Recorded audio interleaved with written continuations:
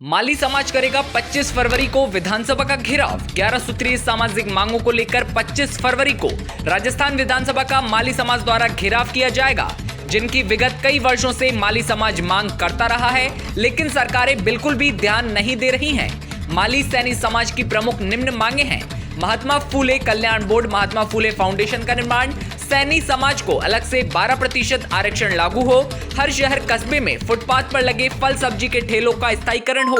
सरकारी नौकरियों में सिर्फ राजस्थान के युवाओं का अधिकार हो, भारतीय सेनाओं में सैनी रेजिमेंट के लिए राज्य सरकार प्रस्ताव बनाकर केंद्र सरकार को भेजे, महात्मा ज्योति फूले दंपत्ति को भारत रत्न के लिए राज्य सरकार केंद्र को प्रस्ताव बनाकर भेजे, सैनी समाज की वंशजों एवं उत्पत्ति की संपूर्ण जानकारियां युक्त एक संग्रहालय का निर्माण हो, महात्मा ज्योति फूले दंपत्ति की जयंती पर सरकारी अवकाश हो, माली समाज के लिए एक विशेष एक्ट का निर्माण हो जिससे अत्याचार करने वालों पर त्वरित कानूनी कार्रवाई हो सके, विश्वविद्यालयों में महात्मा ज्योतिराव फूले व माता सावित्रीबाई फूले के नाम से शोध पीठ की स्थापना आदि को लेकर शुक्रवार 25 फरवरी को विधानसभा का घेराव करेंगे। इस मौके पर प्रकाश सैनी, छात्र नेता विनोद भूदोली सहित दर्जनों सामाजिक कार्यकर्ता मौजूद रहे। तो आज हमारे साथ चंद्र प्रकाश सैनी जी जो हैं वो मौजूद हैं और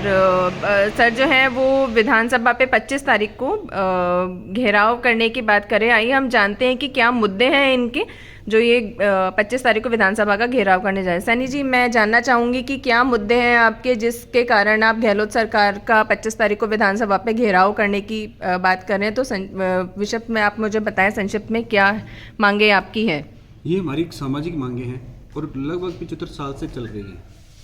लेकिन पिछले 8 साल से हम लगातार प्रयास हैं सरकार तक पहुंचाने की कोशिश कर रहे हैं, क्योंकि हम तो यही चाहते हैं जिस और समाजों को मिल रहा है तो हमारे समाजों को मिलना चाहिए, क्योंकि आखिर हम भी 75 साल से टैक्स भर रहे हैं और उस टैक्स के बदले हमें सुविधा चाहिए और उस सुविधा को लेने के लिए हम पहली बार जो माली समाज है वो पहली बार राजस्थान की विधानसभा में आ रहा है। जैसे इसमें आपने बोला है कि राजस्थानी नौकरियों पर सिर्फ राजस्थान के युवाओं का अधिकार हो, तो आप क्या बोलते हैं, मतलब किन तथ्यों के आधार पर आप ये चीज़ बोलना चाह रहे हैं कि राजस्थान पे केवल राजस्थानी नौकरियों का जो है राजस्थान के लोगों का ही अधिकार हो?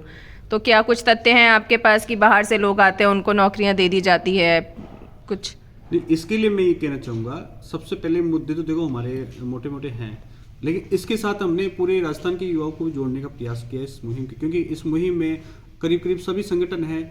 और समाज के लोग हैं वो हमें इसमें सहयोग कर रहे हैं, सपोर्ट दे रहे हैं, उनका हमें सपोर्ट मिला है, तो उनकी बात भी रखना जरूरी है। आज राजस्थान में बहुत बेरोजगारी है और युवा बेरोजगार है, और जब राजस्थान में नौकरियां ही नहीं है तो हमें और स्टेटों को नौकरियां देने की आवश्यकता नहीं है। मैं तो ये मानता हूँ कि उनके साथ साथ मैं तो और स्टेटों ने बंद कर दी है, जैसे अभी और राज्यों ने नौकरियां देना बंद किया है, तो मैं भी ये चाहता हूँ राजस्थान की नौकरियों पे सिर्फ राजस्थान के युवाओं का अधिकार होना चाहिए।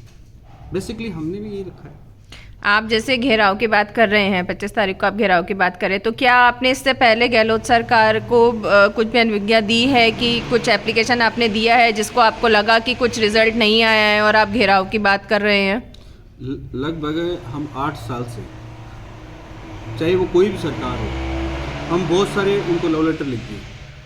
और यहाँ तक कि जब भी हम डीएम कार्यालय में जाते हैं उनको देते हैं ज्ञापन, वो पता नहीं वो सरकार तक पहुँचाते हैं या नहीं पहुँचाते हैं, वो उसको फाड़ के वहीं डाल देते हैं। हमें ये समझ में नहीं आ रहा। नहीं, अब तक 8 साल में तो सरकार तक ये बात पहुँच जाती। अगर ये सरकार तक ये बात नहीं पहुँची, इसी वजह से तो आज हमें ये प्रेस कॉन्फ्रेंस करनी पड़ी, आज 25 तारीख को हम विधानसभा घेराव जाना पड़ा। यही वजह है, सरकार तक बात पहुँचाती तो हमारी सुनाई देती, क्योंकि मुझे पूरा विश्वास है जो राजस्थान के जो मुख्यमंत्री है उनको जननायक के नाम से जाना जाता है और वो हर एक आदमी की, हर एक समाज की वो पूर्ति करते हैं, और मुझे पूरा विश्वास है कि वो हमारे समाज के बारे में सोचे और